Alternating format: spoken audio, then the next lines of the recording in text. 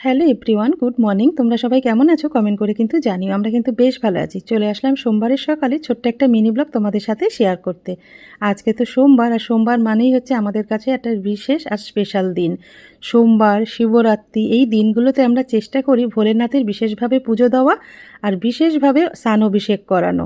তা চলো আজকে সেরকমই কিছু তোমাদের সাথে শেয়ার করব। তাতে সোমবার এই বিশেষ দিনে বিশেষ কিছু দিয়ে যদি ভোলেনাথকে অভিষেক করানো যায় বা ভোলেনাথকে অর্পণ করা যায়, তাতে শুধু ভোলেনাথের আশীর্বাদ না, ভোলেনাথের আশীর্বাদের সাথে বিষ্ণুরও কিন্তু আশীর্বাদ পাওয়া যায়।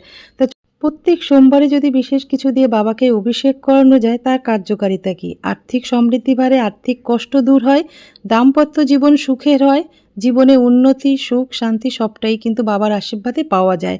তা চলো বিশেষ দিনে বিশেষ কী দিয়ে আমি বাবাকে আজকে স্নানাভিষেক করাবো, তার জন্য কিন্তু সোমবার দিন দেখো পুজোর যা যা লাগবে সমস্ত কিছু গুছিয়ে নিয়ে বাবাকে এবার অভিষেক করব। তার জন্য বাবাকে একটু ঘি, মধু, যেরকম প্রত্যেক সোমবারে কিন্তু আমি এটা নিয়ম করে মাখাই। এটা সোমবার বলে না, প্রত্যেক দিনই ঘি মধু মাখানোর চেষ্টা করি। ঘি মাখানো হয়ে গেল, এবার মধু, এবার সমস্ত কিছু দেখো আমি কিন্তু রেডি করে নিয়েছি। দুখানা ঘটি কিন্তু আমি রেডি করেছি। তামার যে ঘটিটা দেখছো তার মধ্যে কিন্তু বাবাকে যে পরিষ্কার জল, গন্ধযুক্ত জল, সেইটা রেডি করে নিলাম, যাতে বাবাকে দুধ দিয়ে অভিষেক করানোর পরে বাবাকে তো পরিষ্কার জলে স্নান করাতে হবে। সেই জন্য তামার ঘটিতে কিন্তু আমি জল, পরিষ্কার জল নিয়েছি। তার মধ্যে গোলাপ জল, অগরু, সাদা চন্দন আর দিয়ে দিলাম একটা বেলপাতা। তারপরে দেখো একটা পিতলের ঘটির মধ্যে কাঁচা দুধ দিয়ে দিলাম। তার মধ্যে সামান্য জাফরান, কেশর মিশিয়ে নিয়ে প্রত্যেক সোমবারে যদি শিবলিঙ্গে অর্পণ করতে পারো, শিব ঠাকুরের আশীর্বাদের সাথে সাথে তোমরা কিন্তু বিষ্ণুরও আশীর্বাদ পেতে পারো। ওং নমঃ শিবায় মন্ত্রটা বলেই কিন্তু এটা ঢালতে।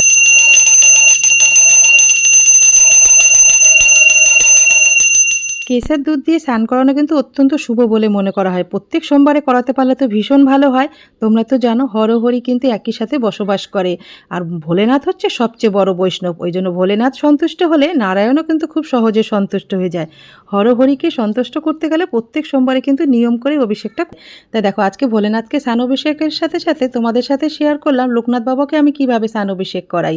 প্রত্যেক সোমবারে কিন্তু আমি একই রকমভাবে যেরকম ভোলেনাথের স্নান অভিষেক করাই, সেইভাবে কিন্তু আমার লোকনাথ বাবাকেও স্নানাভিষেক করাই। তোমরা অনেকেই কিন্তু আমাকে কমেন্ট করেছো যে ছোট লোকনাথ বাবাটা কেন, বড় লোকনাথ বাবা তো রয়েছেই। এই জন্যই কিন্তু আমি লোকনাথ বাবাকে ছোট দেখে একটা নিয়ে এসেছি, যাতে বাবাকে স্নানাভিষেক করাতে পারি। বড় লোকনাথ বাবাকে সবসময় তো নামিয়ে স্নানাভিষেক করাতে পারবো না, আমার অত বড় লোকনাথ বাবার পাথরের মূর্তি নামিয়ে তো আমি পারবো না বাবাকে স্নানাভিষেক করাতে। ওই জন্য ছোট্ট একটা লোকনাথ বাবা নিয়ে এসেছি, যাতে বাবাকে স্নানাভিষেক করাতে আমার একটু সুবিধা হয়।